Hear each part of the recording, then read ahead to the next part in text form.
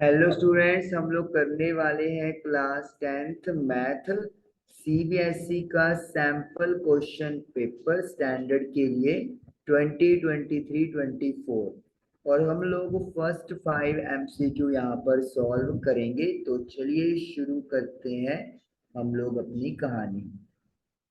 First question हमारे पास है, two positive integers A and B are written as. तो हमारे पास दो इंटीजर्स हैं, A X cube Y square और एक है B X Y cube. X and Y are prime numbers, then the result obtained by dividing the product of positive integers। हमने integers के प्रोडक्ट को डिवाइड करना है किसके साथ, एलसीएम के साथ। तो हमें बताना है कि रिजल्ट क्या आएगा। तो पहले हम लोग एलसीएम फाइंड आउट करेंगे। ओके, तो एलसीएम जैसे कि आपको पता है कि क्या करना होता है, जो भी गिवन नंबर्स हैं उनके हर फैक्टर को उठा लें। तो जैसे एक्स आ रहा है और वाई आ रहा है, चाहे कॉमन है चाहे नहीं है, एक एक बार सब उठा लेंगे। एलसीएम में जो पावर देखनी होती है वो देखनी होती है हाईएस्ट यानी कि मैक्सिमम। तो एक्स की पावर यहाँ पर आपको 3 दिखाई दे रही है मैक्सिमम, और y की पावर 3 दिखाई दे रही है। तो यानी कि एलसीएम जो है इन दो नंबर्स का वो एक्स क्यूब वाई क्यूब आएगा। तो अब आप a की जगह पुट कर दें एक्स क्यूब वाई स्क्वेयर और b की जगह पुट कर देंगे एक्स वाई क्यूब, और एलसीएम जो है वो आया है एक्स क्यूब वाई क्यूब। तो एक्स क्यूब वाई क्यूब लिख देंगे। तो एक्स क्यूब के साथ एक्स क्यूब कैंसिल हो गया, वाई क्यूब के साथ वाई क्यूब कैंसिल हो गया। तो हमारे पास क्या बचा, एक्स वाई स्क्वेयर। तो इसका मतलब है ऑप्शन जो बी है वो हमारा यहाँ पर टिक लग जाएगा। तो फर्स्ट क्वेश्चन का जो आंसर है वो बी पे टिक्का लगेगा, क्योंकि प्रोडक्ट को जब एलसीएम से डिवाइड करेंगे तो we are left with X Y square. Okay, चलिए इसको नोट करें और फिर हम लोग सेकंड पार्ट यहाँ पर डन करेंगे। सेकंड क्वेश्चन मतलब 5 क्वेश्चन हम लोग करेंगे। तो फर्स्ट क्वेश्चन हमने कर लिया, चलिए अब सेकंड क्वेश्चन करेंगे, इसको ऊपर क्लियर कर देते हैं और फर्स्ट पे टिक लगा देते हैं। सेकंड क्वेश्चन है, given linear polynomial y is equal to f x has. तो एक लाइन हमें दी हुई है, तो इसकी हमें पता करनी है। दो जीरोस है, एक जीरो है और वो जीरो 3 है, एक जीरो है और वो जीरो की वैल्यू 4 है, या कोई जीरो नहीं है। y is equal to f x का मतलब क्या हो गया है, x की वैल्यूज x की वैल्यूज, ताकि y क्या हो जाए, जीरो हो जाए। और y जीरो हमें पता है कहाँ पे होता है, x एक्सिस पर होता है। तो इसका मतलब है जहां जहां पर भी ये लाइन x एक्सिस को टच करेगी वो जीरो होगी। तो अब यहाँ पर हमारी जो लाइन है वो x एक्सिस को 3,0 पर ही कट कर रही है, यानी कि एक पॉइंट पर।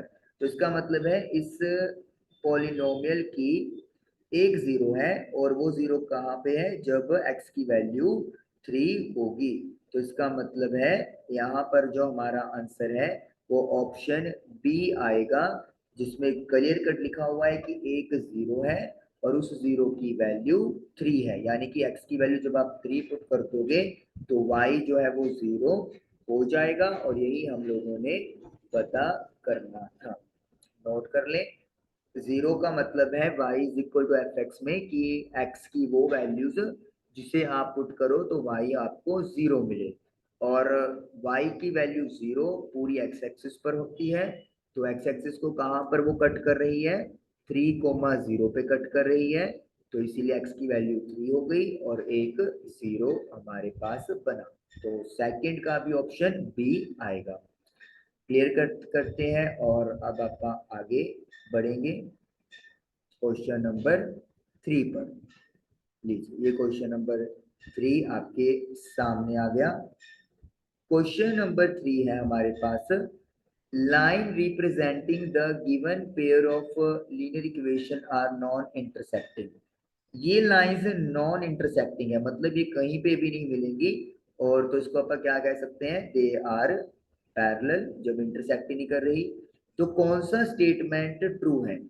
ओके, तो जब लाइंस पैरेलल होती हैं तो मुझे पता है कि A1/A2 का रेशो B1/B2 रेशो के इक्वल होता है, लेकिन C1/C2 के इक्वल नहीं होता। तो इसका मतलब है जो ऑप्शन बी है वो यहाँ पर करेक्ट है, तो इसका भी आंसर जो है वो बी आएगा। तो पहले तीन का जो आंसर है वो बी बी बी आ रहा है। तो A1/A2 is equal to B1/B2 not equal to C1/C2। Parallel या नॉन इंटरसेक्टिंग के लिए सॉल्यूशन होता है। ए की बात करें तो ए जो सॉल्यूशन है वो आता है इनफाइनाइट के लिए, जिसमें कोइंसिडेंट लाइंस बनती है। और A1/A2 not equal to B1/B2 अकेले इस पार्ट के लिए। C1 और C2 हमें देखना ही नहीं होता, अगर ये पहले नॉट इक्वल होते हैं इसमें होता है यूनिक सॉल्यूशन। खैर चलिए, ये तो वैसे बात हो गई, इसके लिए तो आंसर हमारा बी आएगा, नॉन इंटरसेक्टिंग लाइंस के लिए। ओके, तो फोर्थ क्वेश्चन अब रीड करते हैं। Nature of the roots of the quadratic equation. तो हमें रूट्स की नेचर बतानी है और हमें इक्वेशन गिवन है। तो आपको जैसे पता है डिस्क्रिमिनेंट कैलकुलेट करना पड़ेगा हमें। डिस्क्रिमिनेंट का फॉर्मूला होता है b² माइनस 4ac, जहां पर a है coefficient of x² that is 9, b है कोफिशिएंट ऑफ x यानी कि -6, और c है कांस्टेंट यानी कि -2। चलिए तो अब पुट करेंगे वैल्यूज। b² यानी कि 9 का स्क्वायर -4 इंटू, ओ सॉरी सॉरी गलत कर दिया इरेजर। जो b की वैल्यू है वो -6 है। एक बार मैं इसको इरेज कर दूं। चलिए, तो b की वैल्यू -6 है, 6 का स्क्वायर, a की वैल्यू 9 और c की वैल्यू -2। -6 का square 36, minus minus plus 4 into 9 36 और इंटू 2 72। तो ये आपके पास बन गया 108। तो d की वैल्यू जो है वो 0 से बड़ी है। जब 0 से बड़ी होती है तो रूट्स होते हैं रियल एंड डिस्टिंक्ट। डिस्टिंक्ट मतलब दो different values.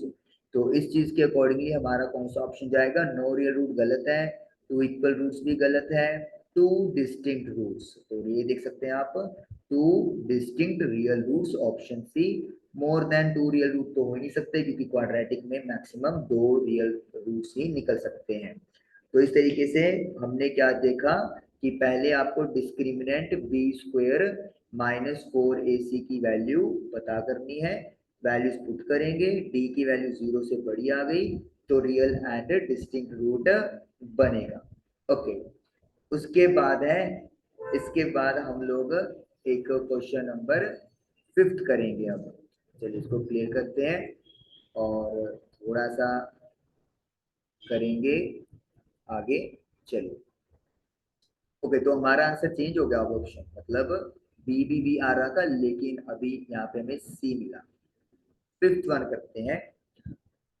To AP have common difference. दो एपी हैं जिनका कॉमन डिफरेंस है, मतलब दो एपी है तो A1 A2 सो ऑन ऐसे है, और दूसरी एपी लगा लेते हैं A1 A2 and so on.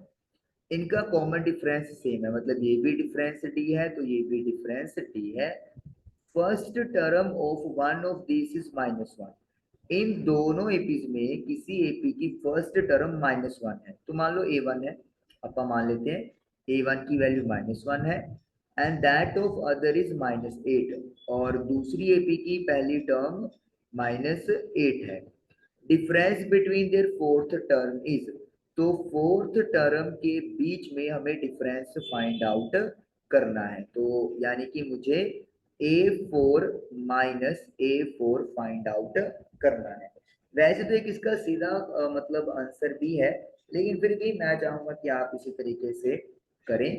A4 को क्या लिख सकते हैं हम लोग? A1 plus 3D। आपको जैसे फॉर्मूला पता है A+n-1 × D होता है, माइनस, और इसको क्या लिख सकते हैं? A1 plus 3D। D दोनों में सेम है क्योंकि गिवन है, कॉमन डिफरेंस है। तो A1 plus 3D sign change हो जाएंगे, a1 और ये 3d भी चेंज हो जाएगा, तो 3d से 3d कैंसिल हो गया, तो a1 माइनस a1 आ गया, a1 की वैल्यू पुट कर देंगे -1, फिर आगे माइनस का साइन, a1 की वैल्यू -8 है, तो ये आ जाएगा -1, इधर करते हैं, माइनस माइनस प्लस 8, तो 8 में से 1 गया 7, तो जो हमारे पास आंसर है वो क्या आ जाएगा, 7 आ जाएगा। तो ये आंसर आपके सामने क्लियर कट है। ओके, तो अभी जो मैं कह रहा था कि आप एक्चुअली आंसर कैसे पता कर सकते हैं डायरेक्टली, जब भी ऐसा क्वेश्चन आ जाए कि दो एपी हैं जिनमें कॉमन डिफरेंस सेम है और आपको फर्स्ट टर्म दोनों की दी हुई है, तो सिंपली उन वैल्यूज को माइनस कर दें, जैसे कि यहाँ पर -1 और -8 है, तो इस तरीके से आपका जो आंसर है वो डायरेक्टली आ जाता है। इनफैक्ट जो डिफरेंस उनकी फर्स्ट टर्म में होगा वही डिफरेंस उनकी respectively second, third, fourth, fifth, so on ऐसे टर्म में होता है। तो इस तरीके से आपका आंसर डन हो जाएगा। तो ये 5 क्वेश्चंस आपके साथ मैंने किए, काइंडली फीडबैक जरूर दीजिएगा कि आपको समझ में आए, क्या कमी थी, क्या प्लस पॉइंट था, क्या नेगेटिव पॉइंट था, ताकि नेक्स्ट में से इम्प्रूव किया जा सके। Thank you for watching the video.